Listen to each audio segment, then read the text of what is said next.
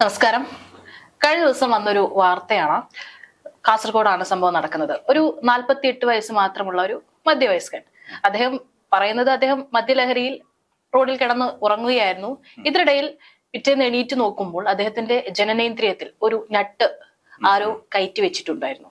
അദ്ദേഹത്തിന് അത് പുറത്തു പറയാനുള്ള ഒരു നാണക്കേട് കൊണ്ട് 2 ദിവസം വേദന സഹിച്ച് നടന്നു. എന്നിട്ട് ഒരു തരത്തിലും രക്ഷയില്ല എന്ന് പറഞ്ഞപ്പോൾ ഹോസ്പിറ്റലിൽ പോയി. നമുക്കറിയാം, നമ്മൾ ആദ്യം എന്തെങ്കിലും ഉണ്ടെങ്കിൽ ഹോസ്പിറ്റലിൽ ഓടി പോകും. പക്ഷെ ഡോക്ടർമാർക്കും ഇതെന്താണ് ചെയ്യേണ്ടതെന്ന് അറിയില്ല. കാരണം അത്രയേറെ വേദന കൊണ്ടും അതുപോലെ തന്നെ ഡോക്ടർമാർക്ക് ഒന്നും ചെയ്യാൻ പറ്റാത്ത രീതിയിൽ അത് അവിടെ പഴുപ്പൊക്കെ വന്ന് വളരെ ബുദ്ധിമുട്ടായിട്ടുള്ള ഒരു അവസ്ഥയിലായിരുന്നു ഒരാൾ അവിടെ എത്തിയത്. ഉടനെ തന്നെ ഫയർഫോഴ്സിനെ വിളിക്കുകയായിരുന്നു. ഫയർഫോഴ്സും ഇങ്ങനത്തുള്ള ഒരു കാര്യം സിറ്റുവേഷൻ ഹാൻഡിൽ ചെയ്തിട്ടില്ല. പക്ഷെ ഫയർഫോഴ്സ് അവിടെ എത്തി. ഏകദേശം 2 മണിക്കൂറോളം നീണ്ട ഒരു പരിശ്രമത്തിനൊടുവിൽ ആ ഒരു വേദനയിൽ നിന്ന് അയാളെ മുക്തമാക്കിയിരിക്കുകയാണ്. ഇപ്പോൾ നമ്മൾ കഴിഞ്ഞ ദിവസമൊക്കെ ഒരു വാർത്ത വന്നപ്പോൾ ആദ്യം ഇത് കാണുമ്പോൾ നമുക്കൊരു ഹെഡ്ലൈൻ കാണുമ്പോൾ ആദ്യം ചിലപ്പോൾ ഒരു പക്ഷെ ചിരി വന്നേക്കാം. പക്ഷെ എന്നിരുന്നാലും എന്തൊരു ക്രൂരതയാണല്ലേ. ഇപ്പോൾ ഒരു മനുഷ്യൻ റോഡിൽ കിടക്കുന്നുണ്ട്. നമുക്ക് വേണമെങ്കിൽ സഹായിക്കാൻ മനസ്സിലാത്തവർ അങ്ങോട്ട് നോക്കാതെ പോകണം. പക്ഷെ ഇനി ഒരു കാര്യമുണ്ട്, ഇത് ഉള്ളതാണോ എന്നറിയില്ല. ഈ പറയുന്ന 48 വയസ്സുള്ള ഈ ഒരാൾ പറയുന്നതാണ് ഇങ്ങനെ ഒരാൾ ചെയ്തതാണെന്നാണ് പറയുന്നത്. ഒരു മുൻകൂർ ജാമ്യം എന്ന രീതിയിൽ പുള്ളി ആദ്യമേ ഒരു കാര്യം പറയുന്നുണ്ടല്ലോ, ഞാൻ മദ്യലഹരിയിലായിരുന്നു. അതൊരു ജാമ്യം എടുക്കലാണ്. അതായത് മദ്യലഹരിയിലാണെങ്കിൽ എന്ത് ആർക്കും ചെയ്യാം, അല്ലെങ്കിൽ തന്നെ എന്തെങ്കിലും ചെയ്താൽ തനിക്ക് അതിന്റെ ഉത്തരവാദിത്വം ഇല്ല എന്നുള്ള അങ്ങനെ ഒരു വാദമല്ല. ഇപ്പൊ നമ്മുടെ ശരീരമാണ്, പ്രത്യേകിച്ച് സ്വകാര്യ ഭാഗമാണ്. അവിടെയൊക്കെ ഉപദ്രവേൽപ്പിക്കുക, അല്ലെങ്കിൽ ഏതെങ്കിലും മാരകമായ രീതിയിൽ ഉപകരണങ്ങൾ വെച്ച് മുറിവേൽപ്പിക്കുക, മറ്റ് ബുദ്ധിമുട്ടുകൾ സൃഷ്ടിക്കുക എന്ന് പറയുന്നത് അതിക്രൂരമായ ഒരു സംഭവം തന്നെയാണ്. ഇതിപ്പോ കാസർഗോഡ് ഫയർഫോഴ്സിനെ സംബന്ധിച്ച് ഇതുമായി ബന്ധപ്പെട്ട് മാധ്യമങ്ങൾക്ക് അഭിമുഖം കൊടുത്തിട്ടുണ്ട്.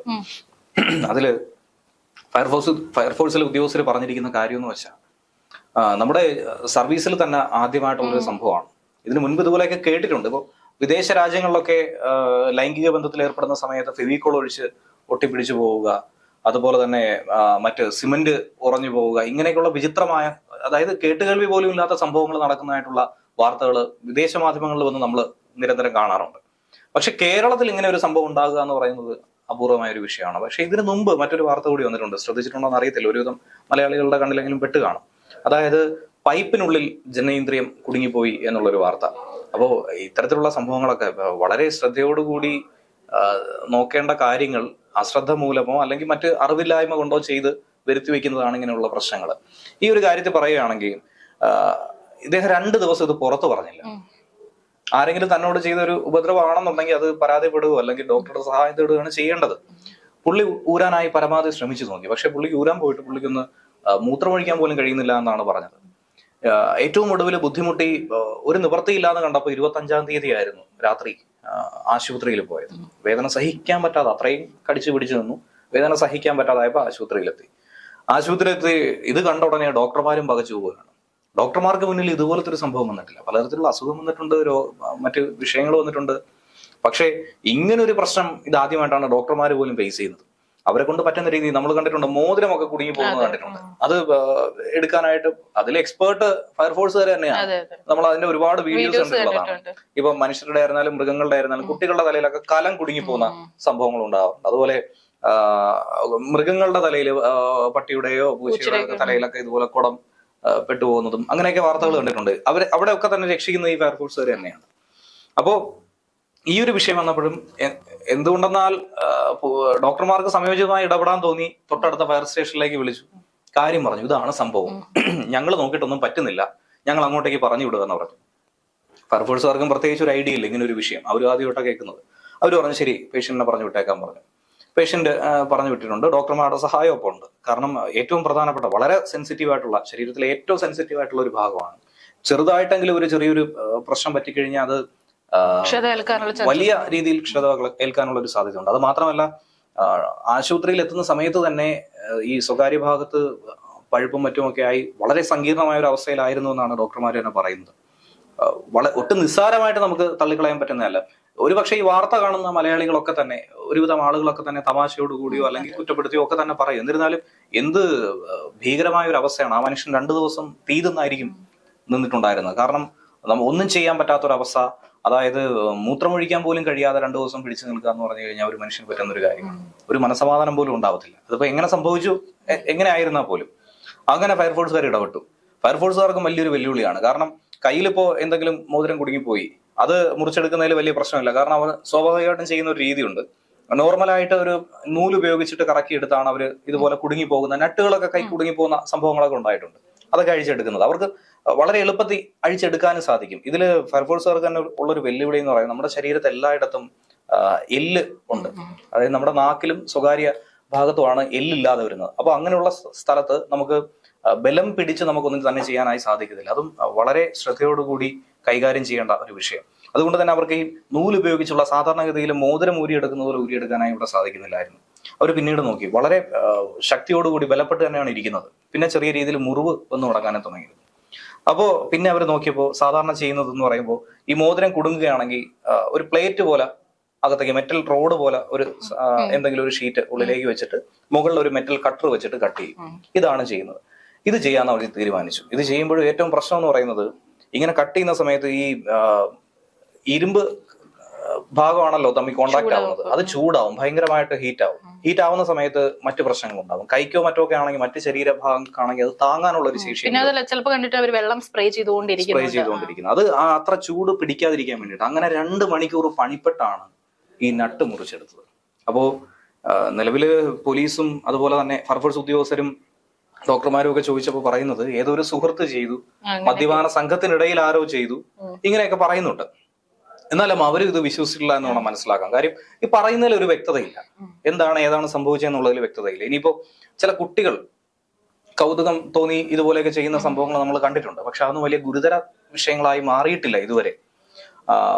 ഈ ഫയർഫോഴ്സ് ഉദ്യോഗസ്ഥർ തന്നെ പറയുന്നു മലപ്പുറത്ത് നിന്നും സമാനമായ ഒരു സംഭവം ഉണ്ടായിട്ടുണ്ട്. അതായത് ഇതേ വിഷയം തന്നെയാണ്, പക്ഷെ അതൊരു മാനസിക വെല്ലുവിളി നേടുന്ന ഒരു കുട്ടി ചെയ്തൊരു പ്രവൃത്തിയാണ്. പക്ഷെ അത് ഫലപ്രദമായി തന്നെ ഇടപെട്ടിരുന്നു. പക്ഷെ ഈ 48 വയസ്സുകാരന് എന്താണ് സംഭവിച്ചതെന്നുള്ളതാണ് ഇതിപ്പോ പരാതി കൊടുക്കുകയാണെങ്കിൽ ഇപ്പോൾ പുറത്ത് വെച്ച് എവിടെയാണെങ്കിൽ ആദ്യം പറഞ്ഞിരുന്നത് എവിടെയോ കിടന്ന് ഉറങ്ങുമ്പോ എന്തോ ആയിരുന്നെന്ന് പറഞ്ഞു. അങ്ങനെയാണെങ്കിൽ അവിടെ ഏതെങ്കിലും CCTV ദൃശ്യങ്ങൾ ഉണ്ടാകും. അല്ലെങ്കിൽ ഒപ്പം ഉണ്ടായിരുന്നവരെ ചോദ്യം ചെയ്താൽ മാത്രം മതിയല്ലോ. ആരൊക്കെ ആയിരുന്നു ഒപ്പം ഉണ്ടായിരുന്നെന്ന് അന്വേഷിച്ചാൽ പോലെ. സപ്പോസ് ഇതൊരു ആൾക്കാരാണ് ചെയ്യുന്നതെങ്കിൽ എന്തൊരു ക്രൂരതയാണല്ലേ. നമ്മൾക്കിപ്പോ ഞാൻ ആദ്യം പറഞ്ഞ പോലെ നമുക്കിപ്പോ റോഡിൽ കൂടെ നടന്നു പോകുമ്പോൾ അവിടെ കുറച്ച് ഒരാൾ കിടക്കുന്നുണ്ടെങ്കിൽ നമുക്ക് വേണമെങ്കിൽ സഹായിക്കാൻ മനസ്സുണ്ടെങ്കിൽ പോയി സഹായിക്കാം. അതിന് വേണമെങ്കിൽ ആംബുലൻസ് വിളിക്കാം, അല്ലെങ്കിൽ പോലീസിനെ വിളിക്കാം, അങ്ങനെ എന്തൊക്കെ കാര്യങ്ങൾ ചെയ്യാം. ഇതൊരുമാതിരി സഹായിക്കുകയും ചെയ്തില്ല, അവരെ ഉപദ്രവിച്ച് സന്തോഷം കണ്ടെത്തുന്ന ഒരു ടീമാണ് ഇത് ചെയ്യുന്ന ആളുകളാണെന്നുണ്ടെങ്കിൽ അത് എന്തായാലും ചെയ്യാൻ പാടില്ലാത്തൊരു കാര്യമാണ്. അപ്പൊ ഇതിനോടൊപ്പം തന്നെ നമുക്ക് പറഞ്ഞു പോകേണ്ട ഒരു പ്രധാനപ്പെട്ട ഒരു വിഷയം കൂടെ ഉണ്ട്. പ്രത്യേകിച്ച് ഈ കഴിഞ്ഞ ദിവസം കേരളത്തിൽ വന്നൊരു വാർത്തയാണ്. അതായത് ലഹരി ഉപയോഗിക്കുന്നതുമായി ബന്ധപ്പെട്ടുണ്ടാകുന്ന ഭവിഷ്യത്തുകളെ കുറിച്ച് നമ്മൾ കേട്ടിട്ടുണ്ട്. പക്ഷെ ലഹരി ഉപയോഗിച്ചത് മൂലം 10 പേർക്ക് എയ്ഡ്സ് വന്നതായിട്ടൊരു വാർത്ത കഴിഞ്ഞ ദിവസം വന്നിരുന്നു. അതായത് സുരക്ഷിതമല്ലാത്ത രീതിയിൽ സ്റ്റെറിലൈസ്ഡ് അല്ലാത്ത സിറിഞ്ചുകൾ ഉപയോഗിച്ച എയ്ഡ്സ് വരുമെന്നുള്ളത് ഒരു ബോധവൽക്കരണമാണ്. നമ്മൾ ഡിസംബർ 1 സ്ഥിരം എല്ലാവരോടും പറഞ്ഞുകൊണ്ടിരിക്കുന്ന, ആവർത്തിച്ച് പറയുന്ന ഒരു വിഷയം എയ്ഡ്സ് വരാതിരിക്കാൻ എന്തൊക്കെ ചെയ്യാം എന്നുള്ളതാണ്, എന്തൊക്കെ ചെയ്യാൻ പാടില്ല എന്നുള്ളതാണ്. അപ്പോ ലഹരി ഉപയോഗിക്കാൻ വേണ്ടി വിതരണക്കാരും ഒക്കെ ഉപയോഗിച്ചത് ഒരാളിൽ നിന്നാണ് ഇത് കണ്ടുപിടിക്കാനായി സാധിച്ചത്. അപ്പൊ ഇതിലൊരു അന്വേഷണത്തിലൂടെ ഇപ്പൊ ഏകദേശം 10 പേർക്ക് ആദ്യം ഒരാളെ കണ്ടെത്തി, അതിനുശേഷം ഒരു 9 പേരെ കണ്ടെത്തിയിരിക്കുന്നു. അന്യസംസ്ഥാന തൊഴിലാളികളും അതുപോലെ മലയാളികളും ഉൾപ്പെട്ടിരിക്കുന്നു എന്നാണ് മനസ്സിലാക്കാൻ കഴിയുന്നത്. 3 പേര് മാത്രമാണ് ഇതര സംസ്ഥാന തൊഴിലാളികളൊക്കെ മലയാളികൾ തന്നെയാണ്. അപ്പോ ഇതിപ്പോ ഇത്ര പേരെ കണ്ടെത്തിയിട്ടുള്ളൂ. ഇനി എത്ര പേരിലേക്ക് ഇത് എത്തിയിട്ടുണ്ട് എന്നുള്ളത് വ്യക്തമായിട്ട് അറിയത്തില്ല. അതും ഇത് സുരക്ഷിതമല്ലാത്ത ലൈംഗിക ബന്ധത്തിലൂടെ അല്ല. ഇത് സംഭവിച്ചിരിക്കുന്നത് മയക്കുമരുന്നോ മറ്റോ ഉപയോഗിക്കുന്നതിനിടയിൽ ബ്രൗൺ ഷുഗർ ഇഞ്ചക്ട് ചെയ്തതാണ്. അപ്പം എത്ര നിസ്സാരമായിട്ടാണ് ഈ സംഭവങ്ങളൊക്കെ തന്നെ നോക്കി കാണുന്നത് എന്നുള്ളത് ഇതിലൂടെ തന്നെ മനസ്സിലാക്കേണ്ട ഒരു വിഷയമാണ്. അപ്പോൾ ജില്ലാ മെഡിക്കൽ ഓഫീസർ നടത്തിയ ഒരു പരിശോധനയിലാണ് ഈ ഒരു കാര്യം നമുക്ക് മനസ്സിലാക്കാൻ കഴിഞ്ഞത്. അതായത് 2 മാസം കേരള ഹെൽത്ത് ഡിപ്പാർട്ട്മെന്റ് ഒരു സർവേ സംഘടിപ്പിച്ചിരുന്നു മെഡിക്കൽ ഓഫീസറുടെ നേതൃത്വത്തിൽ. എയ്ഡ്സ് ബോധവൽക്കരണവുമായിട്ട് ബന്ധപ്പെട്ട ഒരു വിഷയമായിരുന്നു. അപ്പോൾ സാധാരണഗതിയിൽ ആരോഗ്യവകുപ്പിന്റെ ഒരു കണക്കനുസരിച്ച് തന്നെ സുരക്ഷിതമല്ലാത്ത ലൈംഗിക ബന്ധത്തിൽ ഏർപ്പെടുന്നവർക്കും അതുപോലെ തന്നെ സ്റ്റെറിലൈസ്ഡ് അല്ലാത്ത സിറിഞ്ച് ഉപയോഗത്തിലൂടെയും അല്ലെങ്കിൽ ബ്ലഡ് ട്രാൻസ്ഫ്യൂഷനിലൂടെയും ഒക്കെ തന്നെയാണ് കൂടുതലായിട്ടും എയ്ഡ്സ് രോഗം പടരുന്നതെന്നുള്ള ഒരു കണക്കുണ്ട്. അപ്പോൾ അതിനെക്കുറിച്ചൊരു പരിശോധന നടത്തിയപ്പോഴാണ് ഇപ്പോൾ നമുക്ക് മനസ്സിലാക്കാനായി കഴിഞ്ഞിട്ടുള്ളത്, ഇപ്പോൾ കേരളത്തിലെ ശരാശരി ലഹരി ഉപയോഗം വർദ്ധിക്കുന്നത് പോലെ തന്നെ എയ്ഡ്സ് രോഗികളുടെ എണ്ണവും വർദ്ധിച്ചുകൊണ്ടിരിക്കുകയാണ്. ഒരു മാസത്തെ കണക്കെടുക്കുകയാണെങ്കിൽ 10-ലധികം പേർക്ക് എയ്ഡ്സ് പിടിപെടുകയാണ്. കേരളത്തിലെ കാര്യമാണ്. അത് വളരെ ഗുരുതരമായിട്ടുള്ള ഒരു വിഷയമാണ്. ഇത് പൂർണ്ണമായിട്ട് നമ്മുടെ കണക്കിലേക്ക് എത്തിയിട്ടില്ല. നമ്മൾ തിരിച്ചറിയപ്പെടാത്ത ഒരുപാട് പേര് നമ്മുടെ ചുറ്റിലുണ്ടെന്നാണ് മനസ്സിലാക്കേണ്ടത്. ഇപ്പോൾ പൊതുജനങ്ങൾക്കായിരുന്നാലും നമുക്ക് എലിസ ടെസ്റ്റ് പോലെ ജ്യോതിസ് കേന്ദ്രങ്ങളുണ്ട്. അവിടെ പോയാൽ ഫ്രീ ആയിട്ട് നമുക്ക് സിഫിലിസിന്റെ അതുപോലെ മറ്റു ടെസ്റ്റുകളും ഒക്കെ തന്നെ നടത്താൻ സാധിക്കുന്നതാണ്. അപ്പൊ അതൊക്കെ നടത്തി സ്വയം നിർണ്ണയം നടത്തുക എന്നുള്ളതാണ് ഏറ്റവും പ്രധാനപ്പെട്ടത്. നിങ്ങൾ ഭയപ്പെടുന്നത് പോലെ ഇതൊന്നും തന്നെ പുറത്തറിയുമെന്നുള്ള പേടിയാണല്ലോ. ജീവനിൽ പേടിയുള്ളവരൊക്കെ തന്നെ അതിനുവേണ്ടി ചികിത്സ തേടാനല്ലേ ശ്രമിക്കുന്നുണ്ട്. പുറത്തറിയുമെന്നുള്ള പേടിയാണെങ്കിൽ ഒരു കാരണവശാലും ഭയക്കേണ്ട ആവശ്യമില്ല. വളരെ സുരക്ഷിതമായി തന്നെ അത് കാത്തു സൂക്ഷിക്കും. ഇതിലിവർ പറയുന്നുണ്ട് കൂടുതൽ ഇതര സംസ്ഥാന തൊഴിലാളികൾ ഉൾപ്പെട്ടിട്ടുള്ളതുകൊണ്ട് ഈ ഒരു ക്യാമ്പ് നടത്താൻ തന്നെ നോക്കുമ്പോൾ ഇവര് സഹകരിക്കുന്നില്ല, പരിശോധനയ്ക്കൊന്നും സഹകരിക്കുന്നു. നമുക്കറിയാം ഇവരിവിടെ കൂട്ടമായിട്ട് പലപ്പോഴും വൃത്തിഹീനമായിട്ടുള്ള സാഹചര്യങ്ങളൊക്കെ ജീവിക്കുന്നതും അതിന് ഒരുപാട് വാർത്തകൾ വന്നിട്ടുണ്ട്. അതുകൊണ്ട് ഇവർ പറയുന്നുണ്ട് കൃത്യമായിട്ട് അവര് സഹകരിക്കുന്നില്ലെന്ന്. അവര് ഈ പറയുന്ന പോലെ അറിഞ്ഞു കഴിഞ്ഞാൽ നാണക്കേട് അതുകൊണ്ടായിരിക്കും വിചാരിക്കുന്നത്. ഏറെ ഭയപ്പെടുത്തുന്ന ഒരു കാര്യം എന്ന് പറയുന്നത് പ്രത്യേകിച്ച് ഈ അന്യസംസ്ഥാന തൊഴിലാളികൾ ഏറ്റവും കൂടുതലായി ഇപ്പം ഞാൻ 2 ജില്ലകളായിട്ട് പറയാം, ഒന്ന് എറണാകുളം, പെരുമ്പാവൂർ മേഖല. അപ്പൊ അവിടെയൊക്കെ തന്നെ ലൈംഗിക വൃത്തിയുള്ളതായിട്ടുള്ള വാർത്തകൾ നേരത്തെ നമുക്ക് ലഭിച്ചിട്ടുണ്ടായിരുന്നു. അനധികൃത ലൈംഗിക തൊഴിലാളികൾ ഒരുപാട് പേര് അവിടെ പ്രവർത്തിക്കുന്നു. അതുപോലെ ട്രാൻസ് മേഖലയിലുള്ളവരുമായി ബന്ധപ്പെട്ട് ലൈംഗിക വീഴ്ചയിൽ ഏർപ്പെടുന്നു. അങ്ങനെയുള്ള റിപ്പോർട്ടുകളൊക്കെ നേരത്തെ നമ്മൾ പല മാധ്യമങ്ങളിലൂടെയും മറ്റുമൊക്കെ കണ്ടതാണ്. അപ്പൊ ഇത് പകരാനുള്ള സാധ്യത വലുതാണ്. ഭയങ്കരമായിട്ടുള്ള ഒരു ബബിളാണ് അവിടെ ഉണ്ടായിരിക്കുന്നത്. അപ്പോൾ ഇവര് കൂട്ടമായി ആയിരക്കണക്കിന് ആളുകൾ ഒരുമിച്ച് താമസിക്കുകയാണ്. അതിനകത്ത് ഒരാൾക്ക് വന്നാൽ മാത്രം മതി, അത് പടർന്ന് മറ്റുള്ളവരിലേക്ക് എത്താൻ ഒരു പാടുമില്ല. അതും ഞെട്ടിക്കുന്ന, എനിക്ക് പറയാമോ ഇല്ലയോ എന്നറിയില്ല, എന്നിരുന്നാൽ പോലും പറയുകയാണ്, ഒന്നിലധികം ആളുകളെ കാഴ്ചവെക്കുന്ന സംഭവങ്ങൾ പോലും അവിടെ ഉണ്ടായിട്ടുണ്ട്. അങ്ങനെയുള്ള പല സംഭവങ്ങളും അവിടെ ചൂണ്ടിക്കാണിക്കപ്പെടുന്നുണ്ട്. ഈ പറയുന്ന പോലെ ഒന്നും പരാതിയായി പോകുന്നില്ല. പരാതിയായി പോയാലല്ലേ നമുക്ക് കൃത്യമായ കണക്ക് പറയാൻ സാധിക്കും. അപ്പൊ അങ്ങനെ റെക്കോർഡ് ചെയ്യപ്പെടാനോ അതിന് സമ്മതിക്കുകയോ ചെയ്യാത്ത അവസ്ഥയിലേക്ക് അവർ മാറുകയാണ്. ഇനിയിപ്പോ ഇങ്ങനെ ഒരു സംഭവം ഉണ്ടായി, നാട്ടിൽ നിന്നും ഇങ്ങനെ ഒരു വിഷയം പറ്റി, അവരിവിടെ വന്ന് ഒരു സുപ്രഭാതത്തിൽ അവരുടെ നാട്ടിലേക്കോ അല്ലെങ്കിൽ മറ്റേതെങ്കിലും ദേശത്തേക്കോ പോവുകയാണെന്ന് വിചാരിച്ചു, ഒരു തരത്തിലും അവർ ഇക്കാര്യം വെളിപ്പെടുത്തത്തില്ല. തങ്ങൾക്ക് ഈ രോഗമുണ്ടെന്നുള്ളത് വെളിപ്പെടുത്തത്തില്ല. അവർ മറ്റുള്ളവരിലേക്ക് ഇത് കൊടുത്തുകൊണ്ടേയിരിക്കുകയാണ്. അതും ഏറ്റവും വലിയൊരു വിപത്ത് തന്നെയാണ്. അതിനെയൊക്കെ തന്നെ ചെറുക്കാനായിട്ടുള്ള കൃത്യമായ ഒരു ഇടപെടൽ ഉറപ്പായിട്ടും ഉണ്ടാക്കണം. ഇപ്പം എയ്ഡ്സ് കൺട്രോൾ സൊസൈറ്റിയുടെ ഒരു കണക്കനുസരിച്ച് 2021 ശേഷമാണ് എയ്ഡ്സിന്റെ വർധനവ് വലിയ തോതിൽ ഉണ്ടായിട്ടുള്ളത്. അതായത് ഓരോ വർഷം ഏകദേശം 1200 പേർക്ക് എയ്ഡ്സ് രോഗം പിടിപെടുന്നു എന്നുള്ളതാണ് കണക്ക്. അത് ഈ 15% വരുന്നത് 19-നും 25 വയസ്സിനും ഇടയിൽ പ്രായമുള്ളവർക്കാണ്. അതാണ് ഏറ്റവും നടക്കുന്ന ഒരു വിഷയം. അതായത് നമ്മുടെ യുവതലമുറ ഇങ്ങനെ ഒരു മാരകമായ രോഗത്തിന് അടിമപ്പെട്ട് പൊയ്ക്കൊണ്ടിരിക്കുകയാണ്, അല്ലെങ്കിൽ മാരകമായ രോഗങ്ങൾ വരാനുള്ള പ്രവണതകളിലേക്ക് പൊയ്ക്കൊണ്ടിരിക്കുന്നു എന്നുള്ളതാണ് അതിലൂടെ മനസ്സിലാക്കേണ്ടത്.